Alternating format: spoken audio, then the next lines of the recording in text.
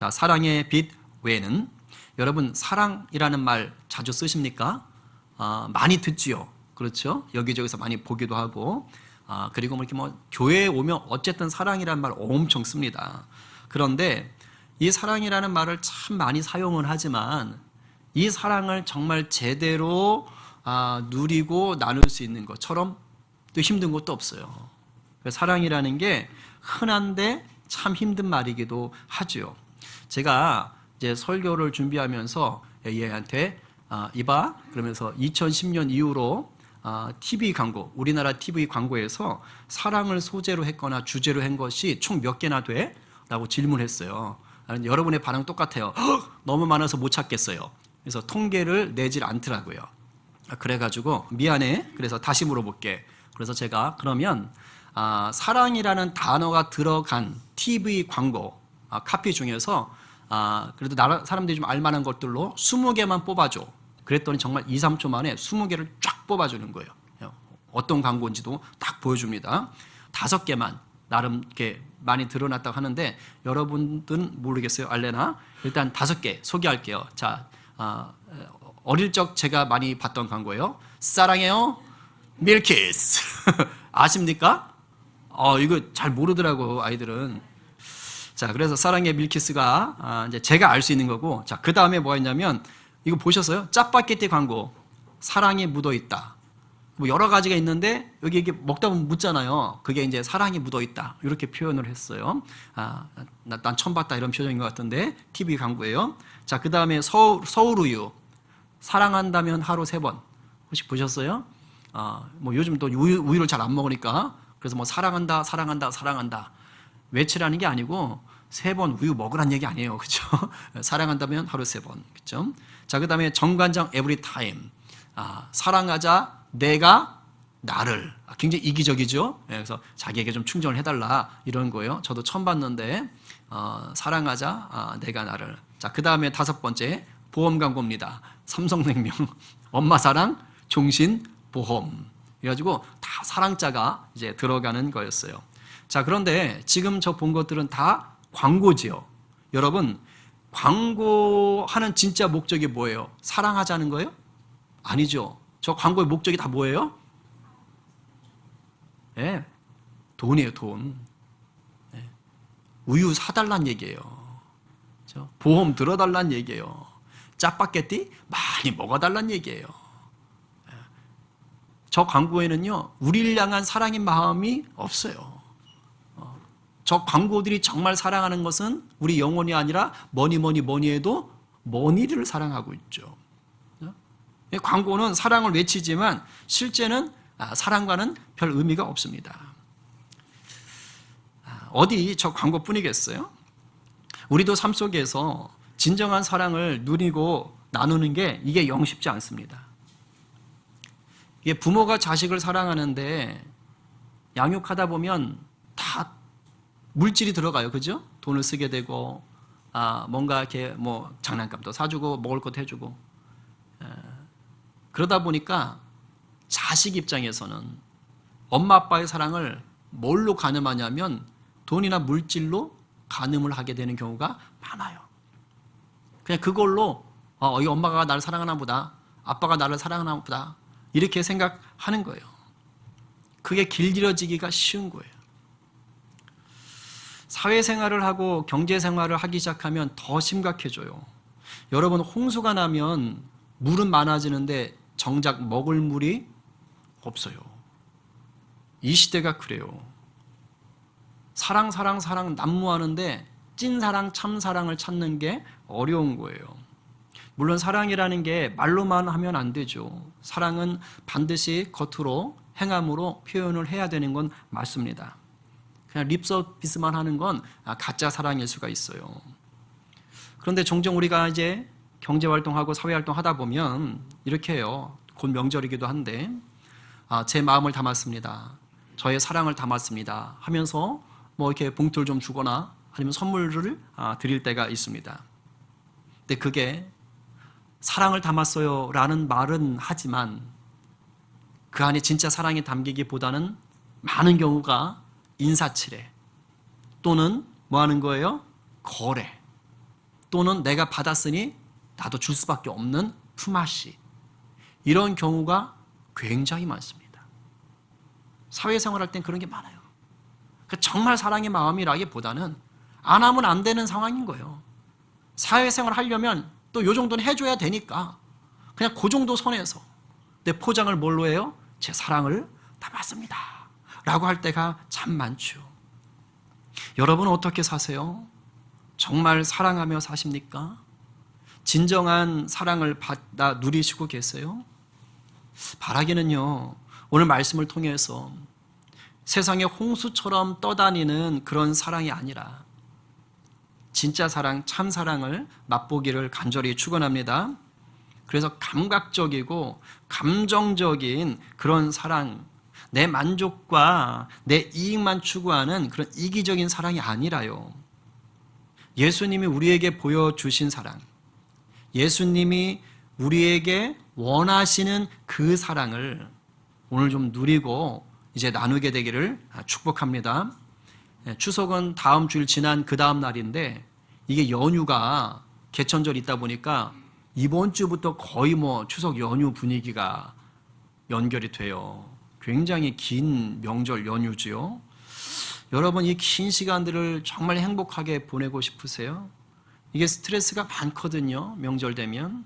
저는 오늘 말씀을 통해서 여러분들이 이 말씀을 좀 도전했으면 좋겠어요. 그러면 어느 명절보다 더 기쁨과 감사, 은혜와 평강이 넘칠 줄로 믿습니다.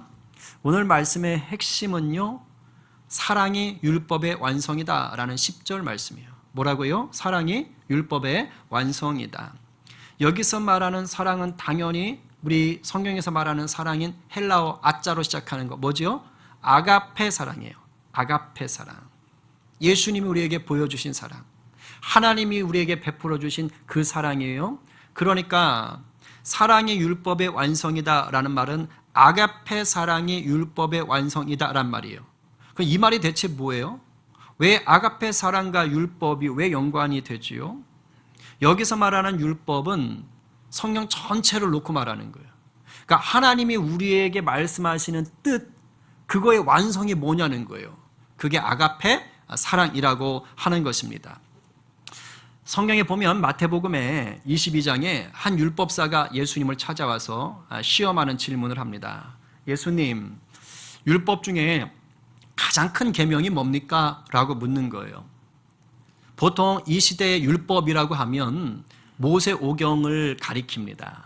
그리고 이제 선지자, 예수님 좀 이따 말씀하겠지만 그럼 선지서 이렇게 얘기하는데, 모세 오경인지 성경 전체인지 알 수 없으나 여하튼 가장 큰 계명이 뭐예요? 라고 물었어요. 그때 예수님이 뭐라고 대답하냐면 하나님을 사랑하는 것과 이웃을 사랑하는 것을 묶어서 이거야 라고 얘기하십니다. 한번 본문을 보니까 이렇게 되어 있어요. 예수께서 이르시되 네 마음을 다하고 목숨을 다하고 뜻을 다하여 주 너의 누구를? 하나님을 사랑하라 하셨으니 이것이 크고 첫째 되는 계명이요. 그 다음 중요해요. 둘째도 그 다음 뭐라고 써 있어요? 그와 같으니. 그러니까 둘째도 첫째와 다르지 않다는 거예요. 첫째와 같으니 네 이웃을 네 자신같이 뭐하라? 사랑하라라고 하시는 거예요. 그러면서 이 두 계명이 온 율법과 선지자, 여기서 율법은 모세오경, 선지자는 선지서, 그래서 성경 전체를 말하는 거예요. 그러니까 율법사가 모세오경만 얘기했는지 모르겠지만 예수님은 성경 전체를 놓고 말씀하시는 거예요. 그러면서 하나님 말씀에 가장 큰 계명이 뭔지 아느냐? 바로 하나님 사랑, 이웃 사랑하는 거다. 이게 가장 크다라고 지금 얘기하는 거예요. 그러니까 사랑이 곧 율법의 완성이라는 말이 바로 예수님이 하셨던 말씀 그대로 사도 바울이 하고 있는 거예요. 달리 말하면 하나님 사랑, 이웃 사랑을 실천하는 것이 율법의 완성이라는 거예요. 여러분, 하나님 사랑, 이웃 사랑을 가장 완벽하게 보여준 이 지구상에 있었던 인간 중에 유일한 한 분이 있다면 그분이 누구십니까? 바로 예수님이세요. 인간의 몸을 입고 오신 하나님이신 거죠. 예수님만이 우리에게 유일하게 하나님 사랑, 인간 사랑을 완벽하게 보여주셨어요.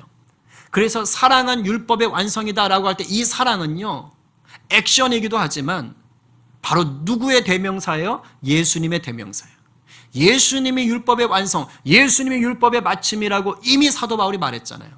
이 말 속에는 하나님이 보여주신 사랑의 결정체고 이웃사랑의 결정체가 예수님이다라는 말이에요. 오늘 본문 10절에서 얘기하는 사랑의 율법의 완성이라는 말은 그래서 우리가 예수를 믿느냐? 그렇다면 예수님처럼 하나님 사랑, 이웃사랑을 실천하는 자가 되십시오.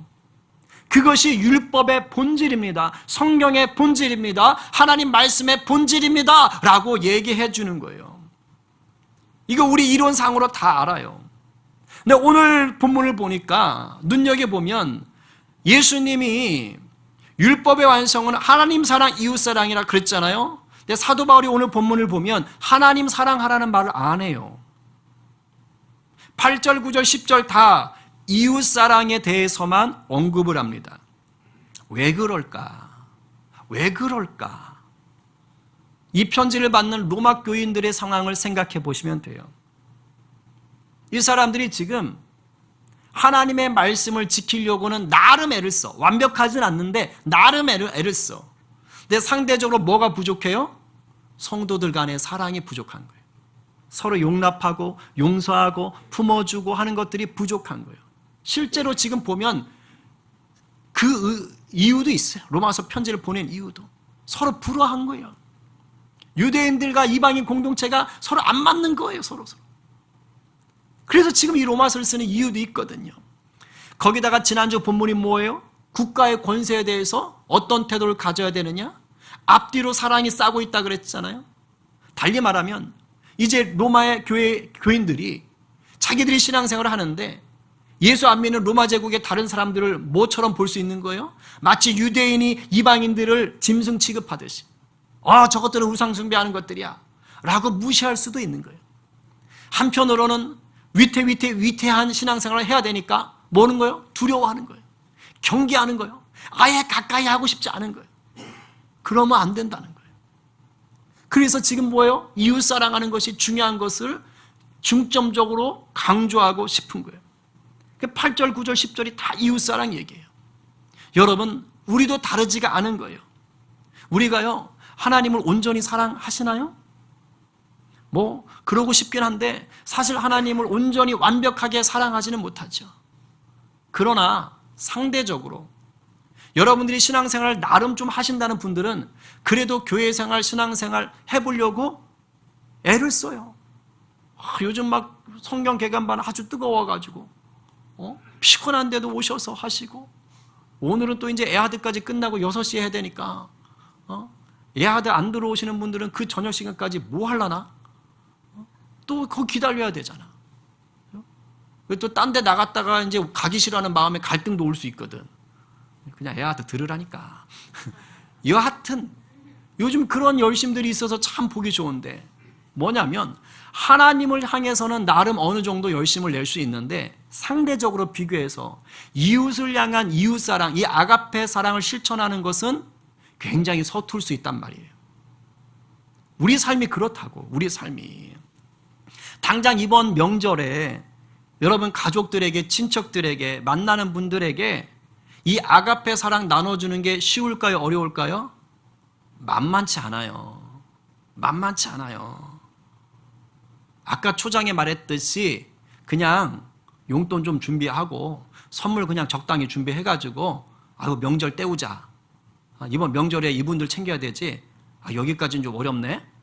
그리고 그냥 넘어가는 경우가 많습니다. 예수님이 보여주신 아가페 사랑을 가지고 이 사랑을 나누는 게 쉽지 않다고요. 그냥 우리가 길들여져요. 명절엔 이렇게 하면 되는 거야. 더 이상 깊이 사랑하고 싶지도 않아. 피곤해. 이런 일들이 벌어지는 거예요. 좀 불편한 친척들 만나면 인사만 하고 눈인사만 하고 안 갈 수는 없으니까 그리고 그냥 빨리 가자. 이러기가 쉬운 것입니다. 이런 우리들에게 오늘 이 본문은 정말로 하나님이 도전을 주시는 거예요. 그렇다면 우리가 이 명절을 지내면서 또 우리가 성도로서 살면서 예수님의 아가페 사랑을 실천하려면 어떻게 해야 될까? 오늘 본문 속에서 제가 두 가지의 좀 태도를 좀 갖자고 여러분에게 도전을 드리고 싶어요. 첫째는요, 은혜 의식에 사로잡혀야 돼요. 그리고 나아가서 상환 의식을 가지셔야 돼요. 우리 부채 상환 아시죠? 빚 갚는 거. 상환 의식을 가져야 된다는 거예요. 우리 주님께서 마태복음에서 들려주신 천국 비유 중에 한 편이 오늘 이 은혜 의식과 이 상환 의식을 다 보여주는 좋은 예가 됩니다. 마태복음 18장 23절 34절에 빚진 자의 비유가 나와요. 이런 겁니다. 다 아시겠지만 임금에게 빚을 진 종이 있습니다. 얼마를 졌냐면 1만 달란트의 빚을 졌습니다. 1만 달란트는 얼마냐? 6천만 데나리온이에요. 6천 데나리온이 아니고 6천만 데나리온. 1데나리온은 하루 노동자 품삯입니다. 하루 일당이에요. 그러면 1만 달란트가 6천만 달란트니까 몇 데나리온? 6천만 데나리온. 그럼 며칠 동안 일해야 돼요? 6천만 일 동안 일해야 되는 돈이에요. 연으로 바꾸면 암산 힘들죠? 제가 말씀드릴게요. 16만 4천 년. 16만 4천 년 동안 일해야 돼요. 쉬지도 않고 매일 16만 4천 년 동안 일을 해서 벌어야 되는 돈이 1만 달란트. 요즘 하루 일당 얼마예요? 한 20 정도 될 것 같아요. 저 옛날에 저희 공사판 가면 10만 원 받았는데 요즘 한 15만 원, 20만 원 될 것 같긴 한데, 자 20만 원 잡읍시다. 그러면 얼마입니까? 6천만 일. 바로 암산 되시나요? 12조 원. 저는 너무 커서 얼마큼인지 모르겠어. 한 12억만 돼도 대충 알 것 같은데 이거 너무 커. 12조 원을 빚진 거야. 이 말은 엄청 많이 빚졌네, 그게 아니고요, 갚을 수 없는 돈이란 뜻이에요. 생각해 보세요. 어떻게 16만 4천 년 동안 일을 해서 갚아요? 100년도, 이 시대는 50년 겨우 사는데. 그러니까 아예 불가능한 거예요. 비유입니다. 여기서 임금이 누구예요? 우리 주님이에요. 주님께서 죄로 죽을 수밖에 없는 우리를 대신해서 십자가 달려 죽으셨는데 그 주님의 그 대신 지신 값이 얼마라고요? 1만 달란트라는 것을 알려주는 거예요. 그러니까 이 시대 사람들이 들으면 이건 우리 못 갚지, 이거 안 되지, 이 얘기하고 싶은 거예요. 우리 주님이 우리 위해 죽으신 그 은혜는 우리가 그 빚은 갚을 수 있다 없다? 없다는 거예요. 이걸 잘 표현한 찬송가가 주 달려 죽은 십자가 4절이에요. 온 세상 만물 가져도 주 은혜 못다 갚겠네. 온 세상 만물 가져도 주 은혜 못다 갚겠네. 날 구원한 예수님의 사랑을 어떻게 갚느냐? 이건 갚을 수가 없어. 이건 갚을 수가 없어. 그러니까 주인이 윽박 지르는 거예요. 저 다 팔아가지고 갚으라 그래. 그러니까 막 싹싹 빌면서 제발 좀 기다려주세요. 어떻게든지 갚아보겠습니다. 갚겠습니다. 갚을 수 없다니까. 근데 그걸 자기가 갚아보겠다고 아주 용을 써. 되지도 않는 것을 어리석게 말을 하는 거예요. 그 임금님이 불쌍히 여겨가지고 1만 달란트를 탕감해 줍니다. 쉽게 말하면 내 힘으로, 자기 힘으로 죄를 한번 해결해 보려고 바락바락 하는데 그게 안 되잖아요. 우리 주님이 그 비참한 것을 아시고 뭐 하는 거예요? 우리 죄를 용서하시고 구원하시는 거예요. 그런데 얼마나 감사해야 돼. 아마 임금님 앞에서는 감사합니다, 착하게 살겠습니다 인사했겠지. 그리고 나왔어. 나오다가 자기 동료를 하나 만났어. 근데 그 동료가 자기한테 100데나리온의 빚을 졌어. 자, 아까 얘기했죠? 100데나리온이면 며칠 분 일하는 거예요? 100일. 그럼 얼마야? 20만 원으로 따지면? 이거 좀 쉬운데? 2천만 원. 2천만 원 빚을 진 거예요. 큰 돈이에요? 작은 돈이에요? 이걸 작은 돈 이러면 그분은 도대체 얼마큼 잘 사는 거야? 큰 돈이죠. 2천만 원 큰 돈이에요. 적은 돈 아니에요. 그러나 이거는 열심히 일하면 갚을 수 있는 돈이에요? 없는 돈이에요? 있는 돈이에요. 큰 돈이지만 갚을 수 있는 돈이에요. 그런데 그 친구한테 다짜고짜 멱살을 붙잡고 너 이놈의 자식 왜 돈 안 갚아 마? 예? 이게 어떤 돈인데 말이야. 갚어! 그랬더니 그 친구가 미안하다고 조금만 기다려달라고, 내가 꼭 갚겠다고 그렇게 비는데 웃기지 마 하면서 옥에다가 가둬버려요. 고소해서 감옥에 집어넣어버린 거예요. 이 소식을 임금님이 들었어요. 임금님 마음이 팍 상해버린 거예요. 그래가지고 쟤 뭐냐 도대체, 내가 저러라고 내가 그 빚을 탕감해 준 거야? 다시 잡아와. 그래가지고 다시 붙잡아서 감옥에 넣어놓고 너 다 갚을 때까지 못 나가. 못 갚죠. 그때 그 임금이 그 종에게 했던 말이 있어요. 한번 같이 읽어봅시다. 자, 시작. 내가 너를 불쌍히 여김과 같이 너도 내 동료를 불쌍히 여김이 마땅하지 아니하냐? 여러분, 12조는요 이 2천만 원에 비하면 엄청나게 큰 거예요. 2천만 원은 보이지도 않는 돈이에요. 그런데 지금 이 종에게는 1만 달란트 탕감받은 게 보이질 않는 거야. 뭐만 보여? 내 돈 2천만 원만 지금 보이는 거예요. 이 사람이 옥에 들어가게 되는, 이 100데나리온 진 사람이 옥에 들어가는 이유는 돈을 안 갚아서 그래. 이 종은 자기 돈 안 갚은 것 때문에 집어넣었어. 좀 매정한 거죠. 근데 진짜 이유가 어디 있는 거예요? 저 사람이 돈을 안 갚아서가 아니라 이 종에게 뭐가 없어서 그래요? 은혜의식이 없는 거예요. 내가 1만 달란트를 탕감받았다라는 그 은혜, 그 기쁨이 이 사람에게는 없어요. 없으니까 100데나리온 빚진 사람에 대해서 뭐만 있는 거예요? 자기 손익만 따지는 거예요. 이 녀석이 감히 이 돈을? 이쪽이 안 보여.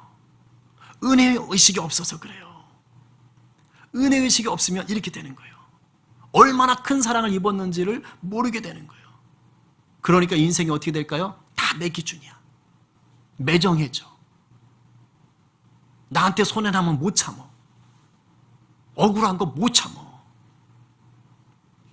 여러분, 사랑하려고 하면은요, 내 안에 먼저 은혜의식이 있어야 돼요. 아가페 사랑은. 그래야 자연스럽게 빚진 자의 심정이 되는 거예요. 여러분, 빚진 자의 심정이 될 때 비로소 상환의식이 나와요. 빚 갚으려고 노력을 한다는 거예요. 오늘 보면 8절에서 사랑의 빚 외에는 누구하고도 빚지지 마라 라고 얘기하는 거예요. 왜 사랑을 빚에 비유했어요? 왜? 빚은 뭐 해야 돼요?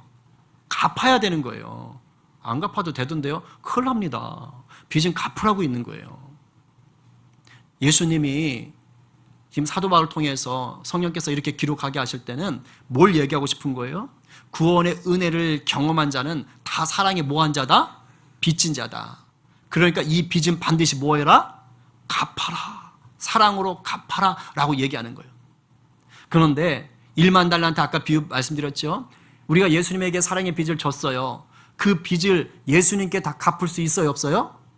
못 갚죠. 못 갚는다 그랬잖아요. 왜? 주님이 우리에게 주신 사랑이 너무 크기 때문이에요. 그래서 우린 갚을 수가 없어. 근데 예수님께서 네가 나한테 빚 다 갚았어 라고 여겨주시는 때가 있어요. 그게 언제냐는 거예요. 그게 바로 뭐냐면 예수님께 진 빚을 내가 예수님께 갚을 수는 없지만 다 그 빚을, 그 사랑을 누구에게? 내가 아닌 다른 사람에게 흘려보낼 때, 그때 예수님이 네가 갚았구나. 야, 고맙다. 야. 어유 잘했어. 라고 칭찬을 하시는 거예요. 이게 바로 십자가 사랑을 나누는 겁니다. 예수님은 그걸 원하시는 거예요. 그리고 이 십자가 사랑은 상황에 따라 다양하게 나타날 수가 있어요. 어떤 상황에서는 희생하는 것으로, 어떤 상황에서는 섬기는 것으로, 어떤 상황에서는 누군가를 용서해 주는 것으로, 어떤 상황에서는 그냥 인내해야 돼, 참아야 돼, 버텨야 돼, 어떤 상황에서는 자비를 베푸는 것으로, 어떤 상황에서는 친절하게 대해주는 것으로, 어떤 상황에서는 애정, 사랑을 나눠주는 것으로, 어떤 사랑은 실제적인 도움을 주는 것으로 표현이 될 수가 있는 거예요. 이게 아가페 사랑으로 흘러가는 거예요. 그걸 보고 주님께서는 잘했다라고 얘기하시는 거예요. 톨스토이의 작품에 보면 단편 중에 사랑이 있는 곳에 하나님이 있다라는 작품이 있어요. 이 톨스토이 작가가 대문호잖아요. 신앙이 참 좋아요. 꼭 읽어보셔야 돼요. 이 작품들은. 자, 사랑이 있는 곳에 하나님이 있다. 여기에 주인공이 누구냐면 늙은 구두 수성공이에요. 마틴이라고 합시다. 늙은 구두 수송공인데 이 사람이요, 사랑하는 아들을 먼저 하늘로 떠나보내요. 그래가지고 그때 큰 충격을 받았어요. 낙심했어요. 하나님께 불평했어요. 그리고 교회도 안 나가기 시작했어요. 그리고 있었어요. 그러던 상황에 수도원에 있던 한 사람이 찾아와서 조언을 해주는 거예요. 그렇게 하면 안 됩니다. 그러면서 말씀을 읽어보세요. 복음서를 읽어보세요. 복음서가 예수님 이야기잖아요. 그래서 복음서를 읽어보세요 라고 얘기해 줬어요. 그래서 그 사람이 그 말을 듣고 이제 복음서, 성경을 읽기 시작하는 거예요. 복음서를 읽기 시작하는 거예요. 그런데요, 그 낙심하고 무너지고 불평하고 힘들었던 그 영혼이 말씀을 보기 시작하는데 살아나기 시작하는 거예요. 예수님이 행하셨던 사건들을 보면서 막 은혜를 받기 시작하는 거예요. 치유가 일어나는 거예요. 회복이 일어나는 거예요. 그래서 그전에는요, 잠자리에 들 때마다 막 하나님 불평하고 그냥 떠내보낸 자식 생각하면서 낙심하고 이랬는데 바뀌어버렸어요. 이제는요, 하나님께 영광, 감사, 어떻게 하지 하나님 뜻대로 살 수 있을까? 이렇게 바뀐 거예요. 그러던 어느 날이었어요. 복음서를 마침 읽고 있는데 피곤하잖아. 그래가지고 졸았어. 조는데 어디서 소리가 들리는 거예요. 내일 거리를 봐라. 내가 오리라. 내일 거리를 봐라. 내가 찾아오리라. 딱 봤는데 아무도 없어. 예수님 말씀이구나. 예수님이 온다는 거구나. 들떴어요. 다음날 아침 일찍부터 막 준비해가지고 이제 뭐 하는 거예요? 가게, 그 구두 수선하는 가게 가서 창밖을 보면서 우리 예수님 어떤 모습으로 오실까? 어떤 옷을 입으셨을까? 어떤 구두를 신으셨을까? 이러면서 기대를 하는 거예요. 언제 오시지? 언제 오시지? 그런데 안 보여. 그런데 눈앞에 누가 보이냐면 동네에 그 제대한 군인이 아니고 은퇴한 군인, 늙은 군인이 보이는 거야. 늙은 군인이 추운 겨울인데 막 마당 쓸고 막 이렇게 거리 쓸다가 지쳤나 봐. 아이고 힘들어. 이러고 있는 거예요. 짠하잖아. 그래가지고 들어오세요. 빨리 들어오세요. 추운데 힘들어. 들어와. 그래가지고 그 노인이 힘들어 지쳐 있는데 그 노인에게 따뜻한 차를 대접하는 거예요. 그 차를 대접하면서 믿음에 대해서 얘기를 하는 거예요. 그랬더니 그 은퇴한 늙은 군인이요, 눈물을 주르륵 흘리는 거예요. 고맙다고. 내가 믿음이 식었었는데 고맙다고. 그러면서 이제 나갔어요. 그리고 또 보는 거지. 예수님 언제 오지? 언제 오지? 근데 예수님은 안 오시고요. 갑자기 자기네 가게 문 앞에 웬 젊은 여자하고 아기가 이렇게 터터터 떨면서 있는 거예요. 겨울인데 봄옷을 입고 있는 거야, 쉽게 말하면. 그 타타타타타 떨고 있어. 그러니까 짠하잖아. 그래가지고 아이고 빨리 들어오세요. 아이고 어떡하려고 그래. 아이고 왜 이렇게 추워. 그랬더니 남편을 잃고 지금 돈도 다 떨어져가지고 어떻게 살지 모르겠다고. 밥은 먹었어? 못 먹었어요. 그래가지고 수프 있던 거 주고 자기 혼옷 주고 스카프 저당 잡혀 있는데 그 스카프 찾을 수 있도록 돈도 좀 주고 그래가지고 격려하고 위로하고 그리고 또 보내는 거예요. 그리고 나서도 예수님 오나? 이거 저녁 다 돼가는데 왜 안 오지? 이러고 기다리는데 갑자기 눈앞에 웬 소년이 거기 사과 팔고 있는 할머니 그 리어카에 가가지고 사과를 싹 훔치는 게 보이는 거야. 근데 얘가 할머니한테 걸렸네. 그러니까 할머니가 좀 승질이 있으신가 봐. 야 너무 자식아! 하면서 붙잡아가지고 막 이러면서 그냥 애를 잡으려고 그래. 그러니까 이 구두 수송공이 나가는 거예요. 아이고 할머니, 아이고 뭘 그렇게까지 하셔. 그냥 사과 하나 그냥 애가 배고파서 그랬나 보지. 봐봐 그냥 저 목사처럼 삐쩍 말랐잖아. 그러면서 배고팠나 보지. 제가 돈 드릴게. 사과값 드릴게. 그러면서 하나님의 용서를 가르치는 거예요. 하나님의 용서하심을 가르쳐서 이 할머니가 마음이 누그러졌어요. 그리고 그 소년도 너무 고마워진 거예요. 그래서 그 소년하고 할머니가 화해를 했네. 그래서 이제 그 사과 장사 접고 집에 가는데 소년이 무거운 것도 들어주고 그래서 기분 좋게 간 거예요. 그리고선 돌아왔어. 그리고 기다리는데 예수님 안 와. 그리고선 해가 저물었어. 오시는 줄 알고 내가 어제 헛것을 들었나? 그리고 이제 하루 장사 마감하고 그리고 오늘 또 말씀 읽어야지. 그래서 밤에 딱 복음서 편 거예요. 복음서 폈는데 딱 읽었던 그 본문이 뭐냐면 네가 나를 도와줬다. 고맙다. 천국에서 예수님이 그렇게 말씀하시는 거여서 제가 언제 도와줬어요? 그랬더니 네가 헐벗은 자, 배고픈 자, 아픈 자, 매맞은 자, 옥에 갇힌 자들, 그 사람들 도와준 게 다 나를 도와준 거야. 고마워. 그 부분 읽고 있었거든, 마태복음에. 근데 마침 그거 읽다가 잠깐 잠이 들었어. 근데 환상 가운데 또 소리가 들리는 거예요. 그게 나야. 그게 나였어. 그게 나야. 라는 소리가 들리는 거예요. 고개를 들고 보니까 아까 낮에 왔던 그 세 사람이 차례대로 등장하면서 그게 나야.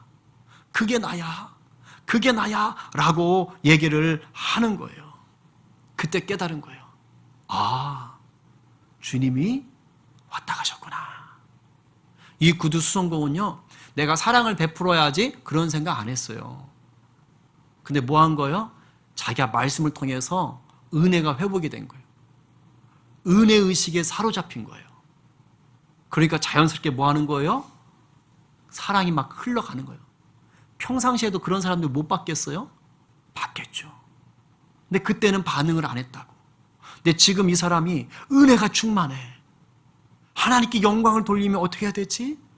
놀라운 사랑을 전하려면 어떻게 해야 되지? 눈에 들어왔던 거예요. 그러니까 그들을 불러가지고 자기가 사랑을 베푼 거예요. 하려고 한 게 아닌데 사랑을 베푼 게 된 거예요. 그걸 주님이 뭐라 그런 거예요? 나한테 한 거야. 고마워. 빚 갚았어. 여러분, 우리도 살다 보면 낙심할 일이 많지요? 지난 한 주도 힘드셨던 분이 있을 거예요. 너무 크게 낙심하면 때로는 하나님 불평하게 되고요. 믿음에서 멀어질 때도 있습니다. 그런데 감사한 건 뭐냐면 우리 주님이 또 인생의 이런저런 상황들을 통해서 우리들을 은혜로 이끌어 주신다는 것입니다. 믿으세요? 아멘이에요. 믿음이 떨어져 있다가도 이렇게 말씀 듣다가 또 성도들하고 교제하다가 어떤 사건들을 통해서 다시 은혜가 와. 여러분, 누구라도 이 은혜가 회복되면은요, 다시 우리 가운데 십자가 사랑이 채워지고 주님을 향한 사랑에 더 목마르게 되는 거예요. 은혜는요, 받을수록 목말라요. 너무 좋거든. 받을수록. 이 은혜의식이 충만할수록 이미 그 사람은 하나님을 향한 사랑이 뭐 한 거예요? 충만한 사람이 되는 거예요.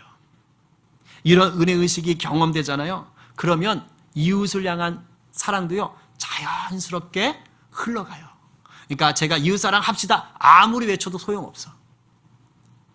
이런 거 안 해도 여러분들이 그냥 예수님의 십자가 사랑이 막 부어지잖아?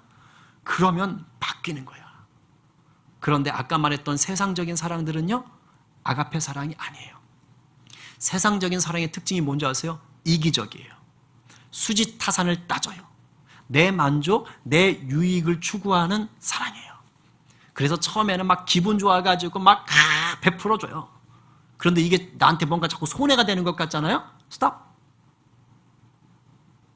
막 사랑을 베푸는데 뭔가 내 감정을 힘들게 만들고 막 나를 기분 나쁘게 만들잖아요? 그럼 상처받아요. 억울해해요. 막 화가 나요. 그리고 줬던 거 다시 다 뺏고 싶어요. 내놔! 이렇게 되는 거예요. 세상적 사랑이 이래요. 그래서 결국 어떻게 될까요? 나도 남에게 상처 주고 피해 주고 심지어는 뭐 하는 거예요? 죄악을 행하는 거예요. 왜? 이기적인 내 사랑을 위해서. 줬다 다 뺏는 거예요. 그냥 뺏는 정도가 아니에요. 아예 그냥 묵사발을 내놓는 거죠. 네가 감히 내 사랑을 이렇게 무시했어? 하면서. 이게 세상적인 것들이에요. 여러분 혹시 지금부터 잘 들으셔야 돼요. 혹시 내가 나름 사랑한다고 하는 사람인데, 내가 나름 아낀다고 하는 사람인데, 혹시 이 세상적인 사랑 수준에서 지금 힘들어하고 아파하는 분 있나요? 내가 사랑하고 내가 아끼는 사람인데 오히려 상처받고 상처 주고 화내고 싫어하고 미워하고 그냥 이를 갈고 있는 사람. 그렇다면 우리는 아직 아가페 사랑, 십자가 사랑을 흘려보내는 단계까지 못 간 거예요. 아직 거기까지 들어가지 못했어요. 여러분, 이제 좀 정리하려고 하는데요.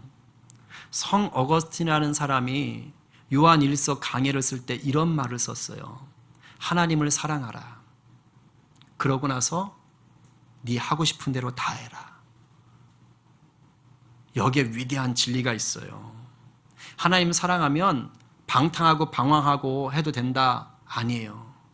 하나님을 정말로 사랑하고 하나님의 사랑에 깊이 들어가서 은혜 속에 푹 빠져 있는 사람은 그가 하고 싶은 대로 하는 게 다 누구 뜻인 거예요?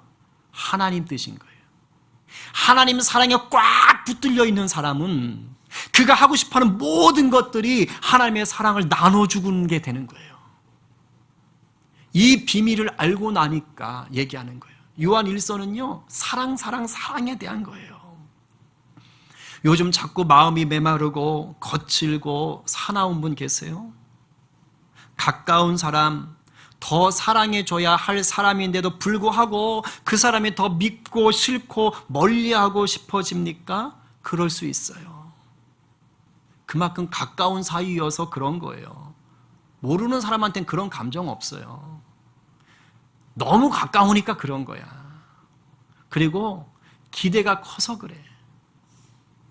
그 사람에 대한 기대가 있어. 받고 싶은 게 있는데 그게 안 되니까 그런 거야. 그만큼 사랑하고 싶고 그만큼 그 사람에게서 사랑을 받고 싶은데 그게 안 되니까 그러는 거예요. 그럴 수 있어요. 힘내세요. 여러분, 다시 사랑 회복할 수 있어요. 사랑 때문에 받은 상처와 아픔도 다시 치유받을 수 있어요. 어떻게 하면? 내가 십자가 은혜 속에 깊이 잠기면.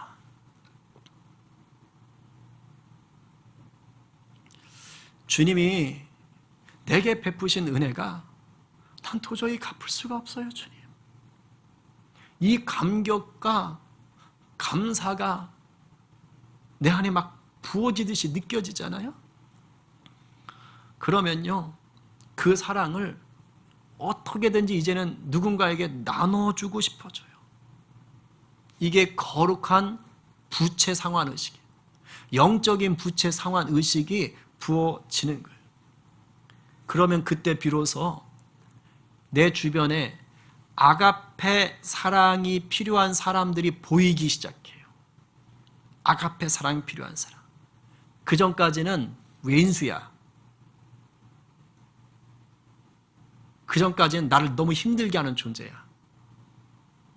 그런데 십자가 사랑 가운데 푹 잠기잖아요. 내 사랑에 굶주려 있는 거구나. 내 아가페 사랑에 굶주린 내 가족, 내 아가페 사랑에 굶주린 내 이웃, 내 아가페 사랑에 굶주린 나와 원수된 자가 비로소 보이기 시작하는 거예요. 사랑받고 싶어서 그러는 거구나.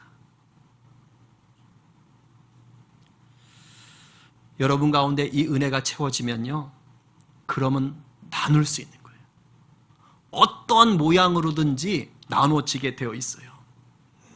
작은 선물을 줄 수도 있고요. 요즘 카톡이 난무하잖아. 왜일까요? 아가페 사랑 나누고 싶지 않아서 그래요. 그냥 텍스트로 때우는 거야. 그런데 전화 한 통 해줄 수 있어요. 실제적인 도움을 줄 수 있고요. 애정이 담긴 대화를 할 수 있어요. 그 전까지는 퉁명스러워. 밥 먹었어? 몰라, 없어. 알아서 해. 식사하셨어요? 왜 못 먹었어요? 바빴어요? 오늘 나랑 맛있는 거 먹으러 가요. 당신 뭐 좋아하는지 내가 아는데 이거 준비했어. 그냥 말 한마디가 그냥 달라질 수 있어.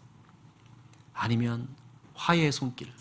예전 같으면 네가 먼저 용서해야지, 내가 먼저 손 내미나 봐라. 어디서 감히, 네가 감히 나를 무시해도. 아니야. 먼저 용서하는 말. 용서는요, 더 우위에 있는 사람이 하는 거예요. 해줄 수 있어요. 아니면 그냥 안아주는 거야. 정말 하나님 마음으로 그냥 안아만 줘도 많은 게 녹아내려. 때로는 이런 것도 있어요. 인내. 나는 은혜 받았는데 아직 저 상대가 예수님의 십자가 사랑을 몰라. 그래서 그냥 강박하고 메마르고 나한테 함부로 할 수 있어. 근데 예전에 내가 십자가 사랑이 없으면 같이 맞대응하는 거야. 그래, 너 잘났어? 네가 한 게 뭐 있어? 막 이러면서 할 수 있다고. 내가 얼마나 신경 썼는 줄 알아? 이럴 수 있다고. 근데 십자가 사랑이 부어지면 예수님처럼 십자가 달려서 아버지 저들을 용서해 주세요. 자기들이 하는 걸 몰라요. 그냥 그래. 인내하는 거야. 참는 거야. 그리고 기도하는 거야. 바뀌는 거야. 그럼 상대방도 막 핍박하고 박격하고 욕하고 하다가 자기도 놀래. 왜 안 덤비지? 그러면서 하나님이 일을 하시는 거예요. 이런 모습이 어떤 형태이든 간에 그 속에 십자가 사랑이 담겨 있기 때문에 뭐가 될까요? 생명을 살리는 역사로 나타나는 줄로 믿습니다. 오늘 누가 도저히 갚을 길 없는 십자가 사랑, 그 놀라운 은혜 속에 다시 한번 들어가겠어요. 이게 돼야 돼요. 오늘 누가 주님께 빚진 그 사랑을 사랑이 필요한 이웃에게 갚아서 우리 주님이 기뻐하시는 것을 보시는 제자가 되겠습니까? 오늘 말씀에 아멘으로 화답하며 날마다 예수님의 사랑을 빚으로 생각하고 날마다 그 은혜 속을 거닐며 그 사랑을 나누기로 결단하는 저와 여러분 모두가 되기를 간절히 축원합니다.